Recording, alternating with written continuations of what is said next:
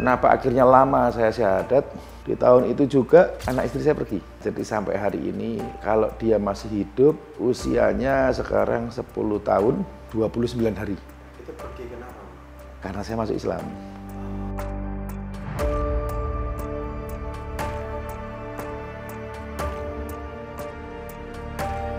Akhirnya mempelajari terus. 2013 saya putuskan saya harus masuk Islam. Harus masuk Islam ini karena trigger apa lagi? Takut mati, Mas. Ya, saya nggak mau mati dalam kondisi seperti ini. Gitu. Jadi waktu ditinggal anak istri itu juga kan stres. Buat orang-orang yang mungkin teman-teman yang agamanya Muslim, kadang Anda orang tua meninggal aja segitu sedihnya nangis. Harusnya senyum. Ketika sampean orang Muslim yang Muslim dari lahir, lalu bapak ibumu meninggal, saudaramu orang kamu cintai, kamu senyum. Bukan kalau janjikan jannah untuk kita. Mati adalah satu-satunya cara untuk berjumpa dengan Allah. Mati adalah satu-satunya cara untuk hidup kembali dalam keabadian.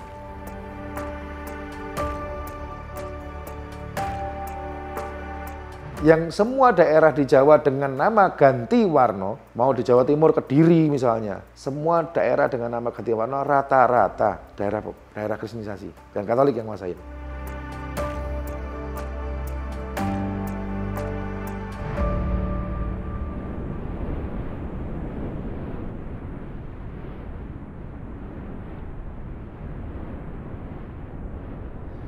Ya, Assalamualaikum warahmatullahi wabarakatuh. Saya Hani Kristianto yang masih belajar dakwah dan insya Allah terus berdakwah. Domisili saya di Legenda Wisata, di daerah Cilengsi, masjid di Cikias, Asidik.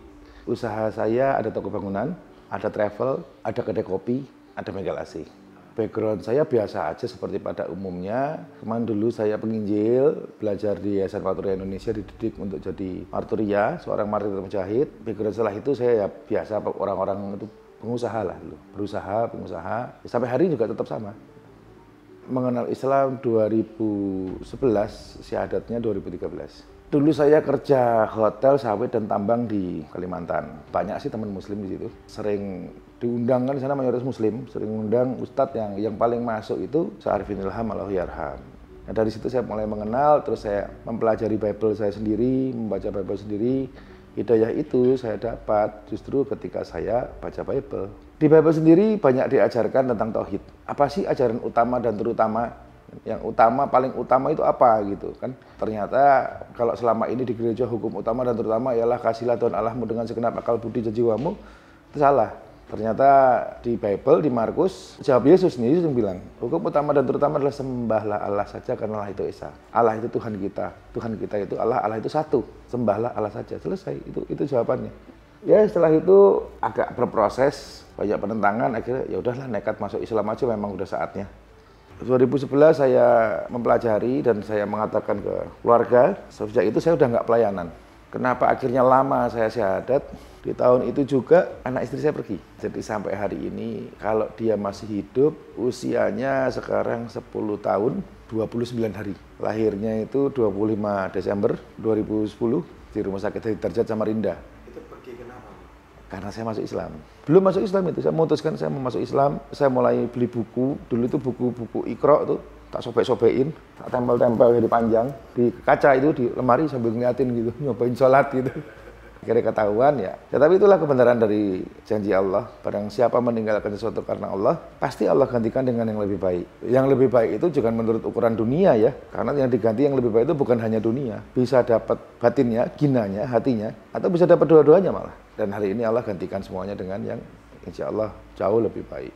Setelah kemudian ditinggal anak istri gitu, kemudian lanjut itu.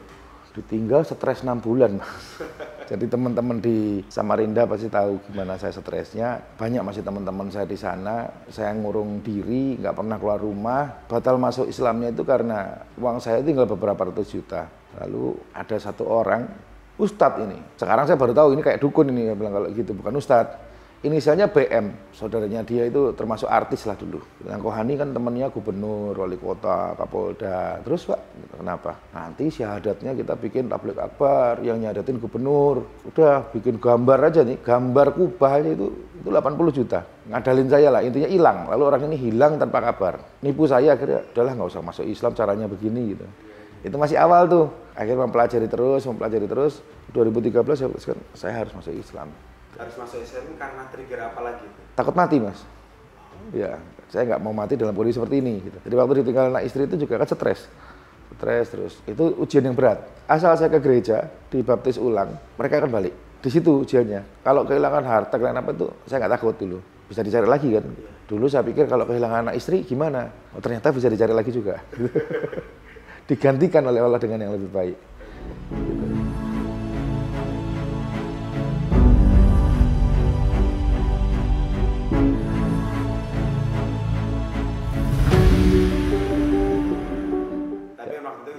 Berat gak sih? Kan belum tahu gantinya kan? Ya bicarakan mudah, kalau belum jalani bilangnya berat. Tapi kalau sudah dijalani dan dilewati, nggak ada yang berat. Orang bilang kehilangan anak itu berat. Enggak, anak saya meninggal yang pertama. Dari istri saya yang sekarang, nggak berat. Ketika orang bilang kamu masuk Islam harus kehilangan pekerjaan, kehilangan uang, kehilangan ini. Dikira berat, enggak. Kalau sudah jalan, enggak. Asalkan jalannya dengan pasrah pada Allah. Gitu. Memang saya nggak mampu gitu, makanya ada kalimat la haula wala quwata illa billah.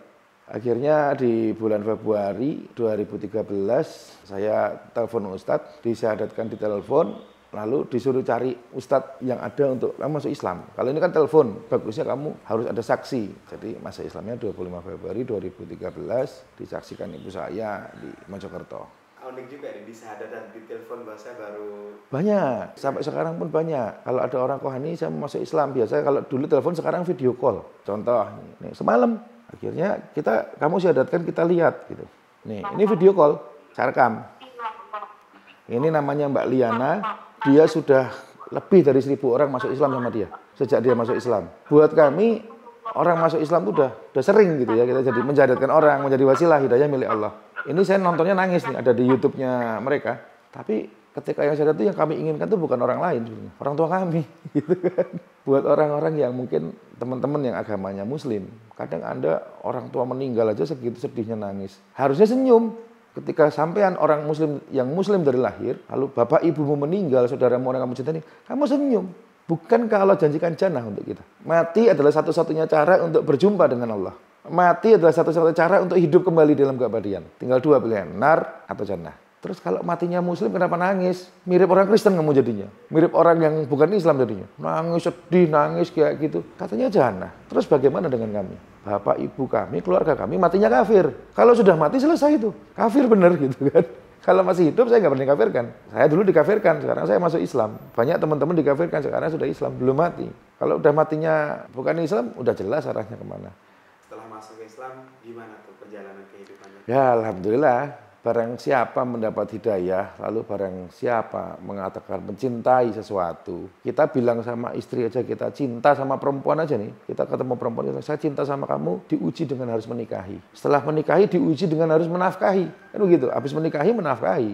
Nah ketika saya bilang, asyhadu alla ilaha illallah, asyhadu anna Muhammad Rasulullah, ya diuji. Seberapa besar bukti kata-kata kamu bahwa aku ini satu-satunya Tuhan yang layak engkau ibadahi dan engkau sembah. Sampai di mana kamu yakin bahwa, kan muslim artinya orang yang bertotal berserah diri pada Allah. Sampai di mana kamu berserah diri kepada Allah? Ataukah apakah kamu nanti akan berharap kepada manusia, bergantung kepada manusia, terbujuk oleh bujuk rayu manusia atau tidak? Nah, banyak sekali mualaf yang juga seperti saya. Biasa setelah Anda mendapat hidayah, Anda masuk Islam, setan kafirnya pergi dari Anda, udah nggak gangguin lagi. Sudah nggak nyuruh nyembah togut nggak. Tapi setan ujub, ria, ain, sumah, iri, hasad, dengki, materi datang semua. Makin banyak ini setannya gitu kan.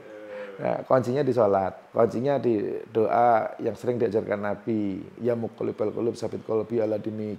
Sering-sering baca itu, doa itu. Akhirnya ujiannya ya mulai dibenci, mulai difitnah. Bahkan orang-orang terdekat saya membenci dan menfitnah. Tim saya yang dulu bareng penginjilan, itu yang sampai teman-teman yang agamanya muslim itu percaya. Wah ini Hani masuk Islam mau ngancurin Islam dari dalam. Yang ngomong muslimah soalnya. Dan muslimah itu tim penginjilan saya. Dia mualaf, dia perempuan yang sudah jadi muslimah yang menyebarkan berita itu. Sampai 1 hari, 2 tahun diuji itu. Sampai akhirnya ada orang ngirimin waktu Ramadan itu. Pertama itu ada dikirimi 1 truk sarung. Mereknya Tursina. Han, aku minta maaf, aku yang fitnah kamu katanya. Karena dia nggak percaya. Kita kan satu tim di gereja. Saya nggak percaya kamu masuk Islam gitu.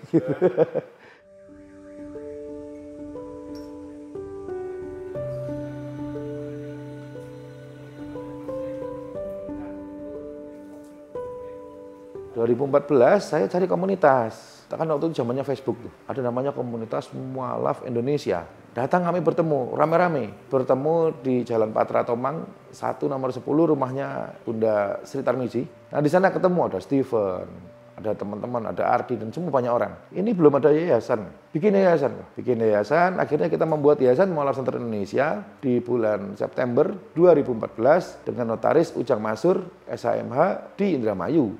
Nah itulah pertama kali berdirinya Mualaf Center Indonesia secara lembaga hukum. Kalau sebelumnya sudah ada beberapa komunitas. Dimulailah dakwah dengan Steven. Ada jejak-jejak digitalnya. Nanti Steven ngisi, saya ngisi. Steven mensyariatkan, saya mensyariatkan. Sama-sama. Oh di mana? Di sini ada mualaf meninggal, mau dikubur Kristen ganti-gantian gitu kan. Seperti itu jejak dakwahnya akhirnya. Sampai akhirnya anak saya diambil oleh Allah. Anak saya kanker. Bareng sama Ustaz Arifin.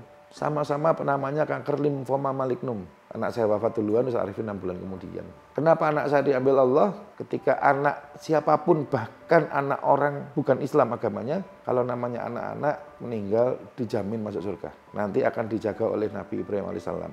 Mereka akan jadi bintang-bintang di langit, anak-anak kita dan orang tuanya. Jika Anda ditinggal buah hati Anda, kan ada hadisnya. Allah nanya itu sampai 2 kali. Kalau 2 kali diulang itu penting. Allah nanya ke malaikat, engkau ambil anak putra hambaku. Putra tulisnya ya? Iya, kata malaikat. Ditanya lagi, kok ambil buah hatinya? Berarti double ini. Makanya kalau orang kehilangan suami janda, suami kehilangan istri duda, anak kehilangan orang tua yatim atau piatu.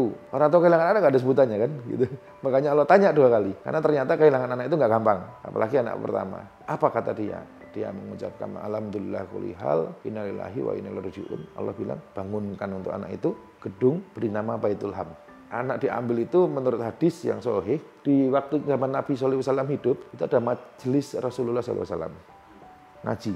Ada 1 orang yang sering bawa anaknya datang. Di pengajian itu ada orang bawa anak kan beda ya. Kita lihat ini anaknya kecil sendiri. Anaknya suka kelayutan. 1 hari nggak datang orang ini. Nabi nanya ke sahabat, di mana si Fulan? Anaknya meninggal. Oh ya udah. Selesai majelis, ayo kita ke rumah Fulan. Dia nanya, Fulan, kenapa nggak datang hari ini? Nabi udah tahu sebetulnya dia anaknya meninggal kan. Allah baru ambil anakku. Baik, kalau gitu pilih 2. Yang pertama Allah hidupkan sehatkan anakmu hanya untuk sementara waktu. Berapa sih umur manusia? Atau yang kedua dia mendahuluimu dan akan menjemputmu di pintu-pintu surga. Pilih yang mana? Oh dia bilang, aku pilih yang kedua. Katanya. Kalau gitu aku pilih dijemput di pintu surga. Makanya untuk kita kehilangan anak, jika Islam kita tetap benar, insya Allah anak kita akan jadi, kata Ustaz Hidayat itu jadi tabungan saya. Nanti jemput Kohani. Gitu.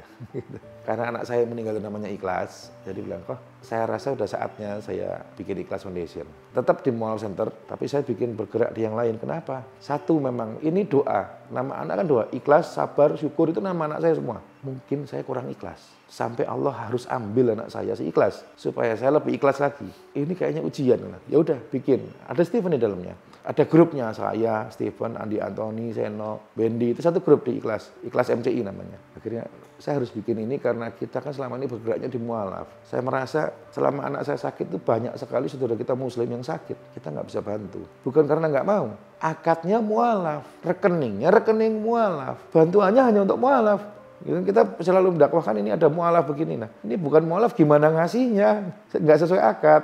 Ya bikin Ikhlas Foundation. Udah bareng. Ikhlas MCI waktu itu bareng. Jalan. Akhirnya adalah Ikhlas Indonesia.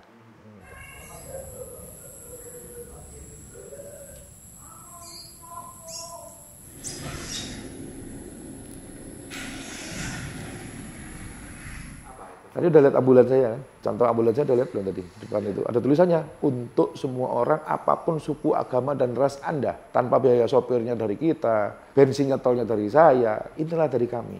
Umat Nabi Muhammad SAW. Dari kami pemeluk Islam rahmatan alamin. Itu Ikhlas Foundation, akan menolong siapapun, apapun agamanya, tentu kami utamakan muslim.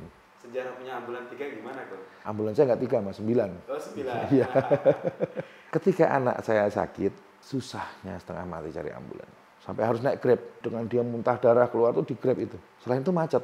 Bagaimana dalam kondisi kritis saya harus bawa anak saya cepat. Di rumah sakit pun begitu. Banyak anak-anak orang yang meninggal pun akhirnya ambulan itu mahal. Dan mereka ini BPJS. Orang kalau pakai BPJS itu bukan orang kaya. Sedangkan waktu itu saya nggak punya BPJS. Saya juga nggak punya asuransi. Akhirnya jual-jualin yang apa bisa dijual gitu. Ini kok susah ya punya ambulan. Setelah anak saya meninggal, ya Allah saya pengen punya ambulan. Ya Allah saya pengen ada ambulan gratis. Nggak cuma katanya gratis. Banyak bilang gratis. Dan berapa banyak orang yang punya ambulan. Atau lembaga, bahkan maaf nyuwun sewu. Banyak masjid punya ambulan, tapi ambulannya cuma jadi pajangan di masjid. Ini loh punya ambulan. Jalan nggak tiap hari? Cara paling mudah untuk ambulan ini menjadi pahala jariah bersama, kerjasama sama rumah sakit, kerjasama dengan puskesmas terdekat, kerjasama dengan dokter-dokter klinik terdekat. Mereka pasti butuh dan mereka pasti hubungi. Dan ambulan itu pasti jalan. Jadi kalau lihat garasi saya, mobilnya 4 Mas, yang 3 ambulan gitu. Lebih bagus dari Mercy, lebih bagus dari Alphard. Alphard Anda, mobil mewah Anda hanya dipakai untuk Anda dan keluarga. Ambulan saya mengantarkan Anda ke rumah sakit dan pemakaman. Mengantarkan dengan pahala setiap putaran rodanya insya Allah. Ambulan kita semua ya, bukan punya saya. Karena apapun yang sudah kita buat jadi milik semua umat Islam. Kenapa begitu lega atau ikhlas banget melepaskan dunia untuk itu? Sebelum masuk Islam sudah seperti itu soalnya Mas. Jadi coba cari Hani Kristianto gereja gitu. Apa yang saya lakukan di gereja? Pikul salib. Pikul salib itu artinya begini. Kamu sudah Islam? Sudah. Percaya asyhadu alla ilaha illallah, sudah. Benar sudah. Asyhadu anna Muhammad Rasulullah, betul. Kelakuanmu jauh dari Nabi tapi. Kamu Islam tapi enggak ada Nabi Muhammad sedikit pun di diri kamu apa sahabat. Islam tapi kikir, Islam tapi cinta dunia, Islam tapi party, Islam tapi tidak peduli dengan orang lain. Islam itu apa sih? Rahmatan lil alamin. Apa sih rahmatan lil alamin? Menjadi rahmat, bermanfaat, menyenangkan, berguna dan aman buat siapapun. Ketika kita sudah Islam, kita harus punya 3 prinsip. Saya, Hani, sudah masuk Islam. Yang pertama, saya aman buat kamu. Bohong kalau ada teroris-teroris itu nggak ada di Islam. Barang siapa membunuh orang, kafir sekalipun tanpa alasan yang jelas, dia masuk neraka. Jadi, saya sudah masuk Islam, saya aman buat kamu. Yang kedua, saya menyenangkan buat kamu. Kamu ada masalah, kamu sedih, yuk sini duduk ngopi. Yang terakhir, saya pasti bermanfaat buat kamu. Karena saya umat Nabi SAW. Karena Nabi saya ngajarin itu. Apa yang sudah kita lakukan dan kita korbankan untuk Islam, untuk Allah dan untuk Nabi SAW. Jangan merasa berkorban, jangan merasa berjasa, jangan merasa punya harta, sesungguhnya itu punya Allah. Jangan pernah berharap minum dari telaganya Nabi kalau kamu tidak melakukan apa-apa untuk Nabi. Jangan pernah mengaku dirimu Islam kalau kamu nggak pernah melakukan apa-apa untuk Allah dan Rasulnya. Buatlah Nabi kita tersenyum dengan apa yang sudah kita lakukan walaupun kecil. Tapi itu yang terbaik, itu yang ikhlas.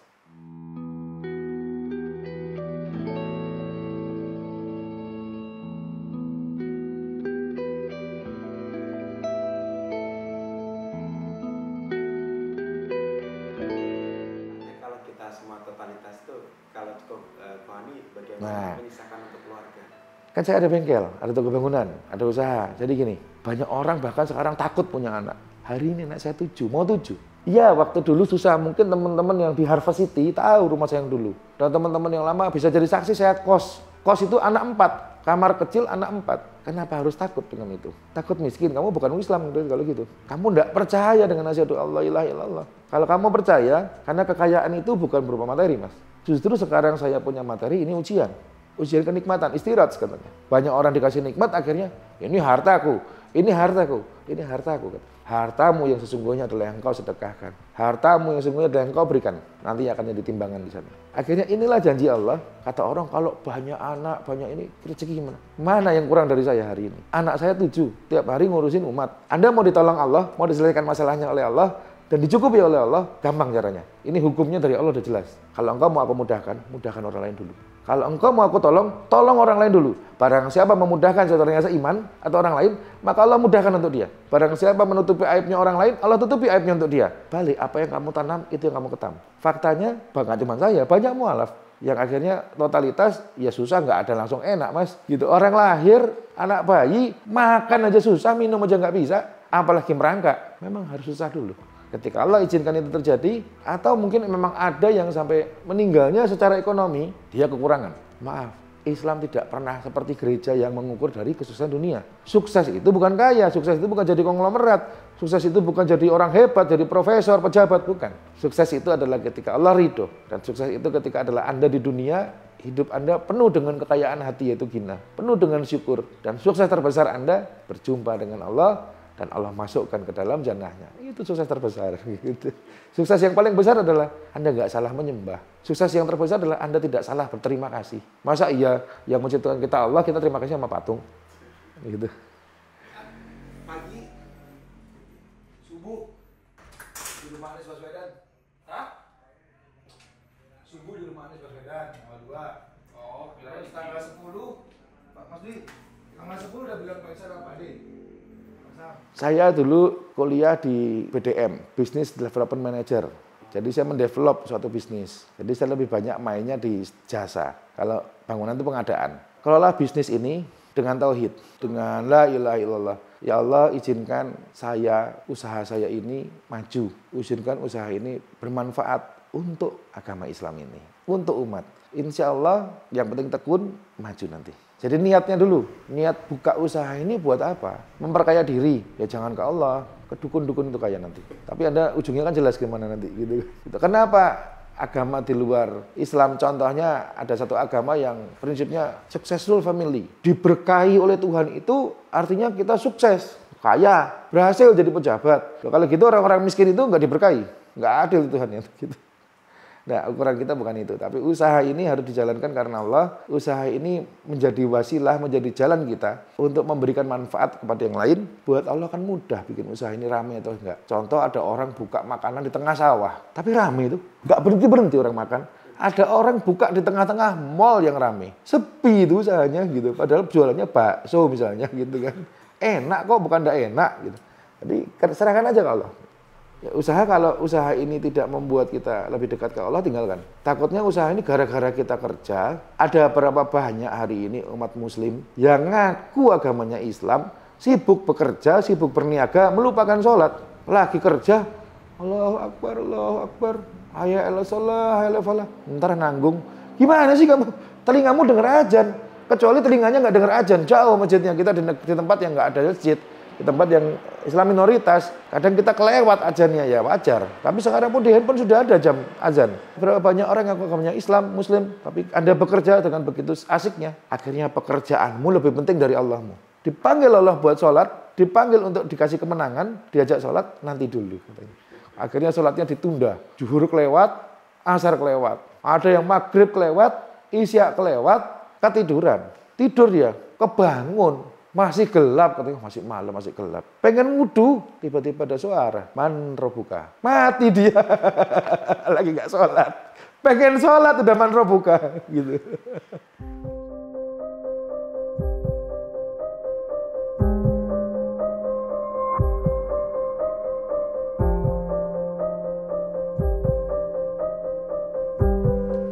Ujian terbesar saat ini diri saya sendiri. Ada penyakit-penyakit hati yang merusak hubungan orang.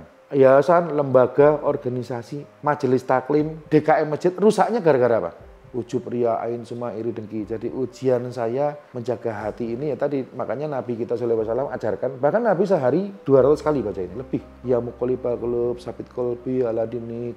Doanya seperti itu, kenapa? Karena Allah pemilik hati saya. Ketika saya merasa hati ini milik saya, celaka. Hatiku ini jadi gak seneng sama kamu. Hatiku ini jadi tersinggung. Hatiku ini jadi gak enak. Hatiku. Ini hati milik Allah, bukan milikku ya. Hati-hati gitu. Kita ini hati saya jadi gak enak lihat kamu begini. Hati saya tersinggung. Akhirnya dari hati ke kepala ke perkataan. Menyakiti orang. Ini hati ini yang paling susah mengendalikan. Tadi saya bilang, makanya namanya ikhlas. Minta sama Allah, ya Allah ini bahaya ini hati saya ini. Penyakit hati ini yang merusak semuanya. Lebih sakit, lebih merusak daripada penyakit kanker, COVID, AIDS, dan segalanya. Nah, jadi ujian terbesar saya adalah diri saya sendiri yang cuma seonggok debu, seonggok daging bawa kotoran kemana-mana. Jangan sampai berbangga diri, jangan sampai merasa diri ini memiliki sesuatu atau diri ini berarti lebih dari yang lain. Allah izinkan kita jadi orang Gaza, bersyukur, tapi kalau diizinkan jadi orang Palestina, matinya syahid gitu kan, ujian. Tapi kalau kita Allah jadikan kafir, mati kafir juga kita. Betapa kita harus bersyukur dengan apa yang udah Allah berikan.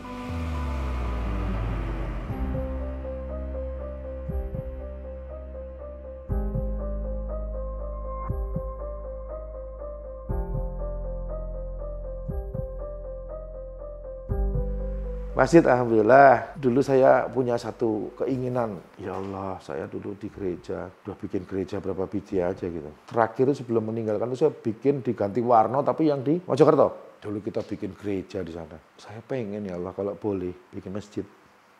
Betul-betul Allah gantikan dengan namanya sama, ganti Warno tapi di Klaten. Yang semua daerah di Jawa dengan nama ganti Warno, mau di Jawa Timur, Kediri misalnya, semua daerah dengan nama ganti Warno rata-rata daerah kristenisasi dan Katolik yang nguasain.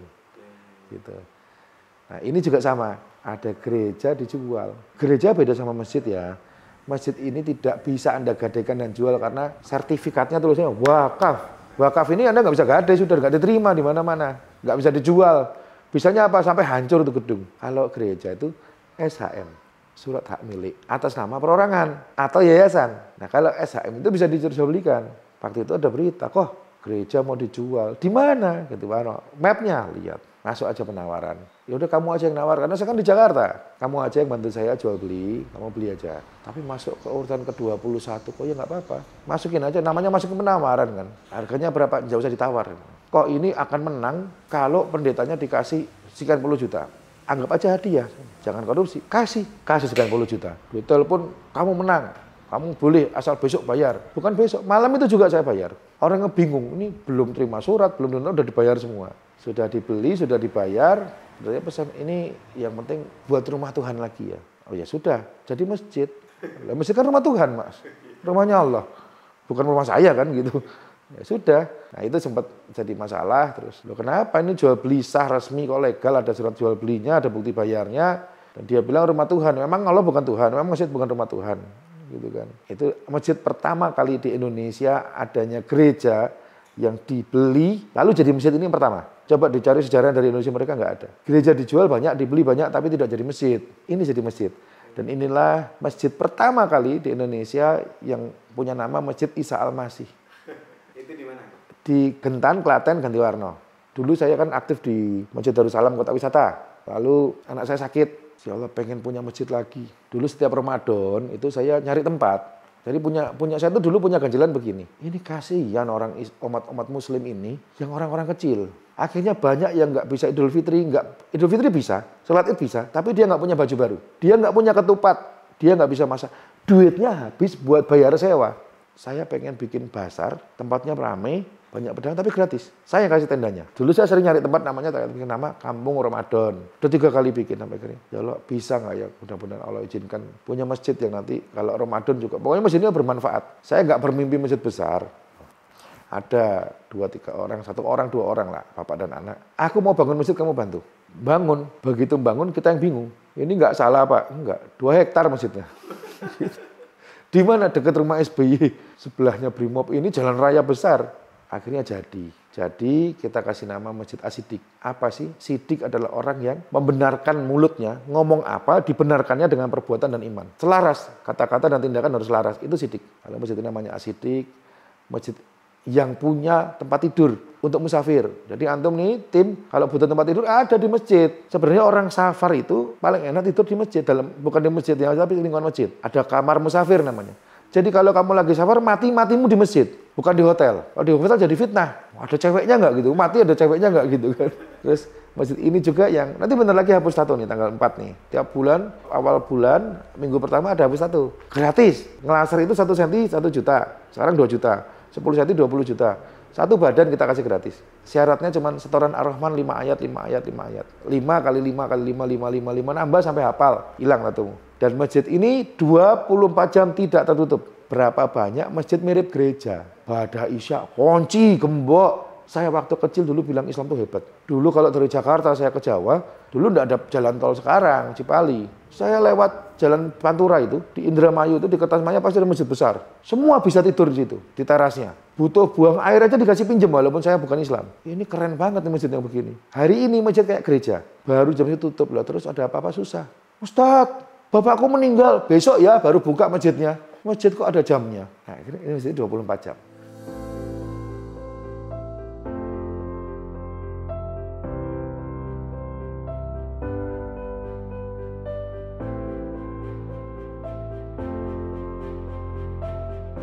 Sekarang insya Allah, bismillah, la haula wala quwata illa billah, saya mau bangun juga satu lagi masjid. Masjid Isa Al-Masih kedua, sebelahnya gereja. Dan gereja ini jemaatnya dari luar, nggak ada warga situ. Warga situ ada 1-2 aja. Bawa orang dari luar untuk di situ. Sudah, bismillah, insya Allah, izinkan Masjid Isa Al-Masih ini berdiri di sebelah gereja, supaya saya bisa ajan sehari 5 kali ke Pak Pendeta. Gitu kan. Mimpinya setiap tahun bikin satu masjid gitu kan? Terserah Allah, tapi mudah-mudahan Allah izinkan makin banyak masjid yang kita bangun dengan nama Isa Al-Masih. Bukan soal pembangunannya, karena dekat hari akhir kan banyak masjid bermegah-megah, tapi tidak bermanfaat. Tapi mudah-mudahan masjid ini bermanfaat. Kayak masjid Isa Al-Masih itu sangat bermanfaat sampai hari ini. Masya Allah, ibu-ibu itu kalau nonton saya ngeliatnya aja nangis. Bayangkan nenek-nenek usia 60, 70, tapi ngaji alif, ba, ta. Oh, semua Nenek yang udah mau mati belajar ngaji, yang nggak bisa baca Quran di masjid ngaji, kita terharu kan gitu. Jadi ya, mudah-mudahan masjid ini bermanfaat dan inilah dakwah. Dan mudah-mudahan Allah gantikan dengan janjinya Allah sendiri, barang siapa membangun masjid, aku bangunkan juga sebesar apapun untuk dia di akhirat nanti. Ya, mudah-mudahan jadi amal kita bersama.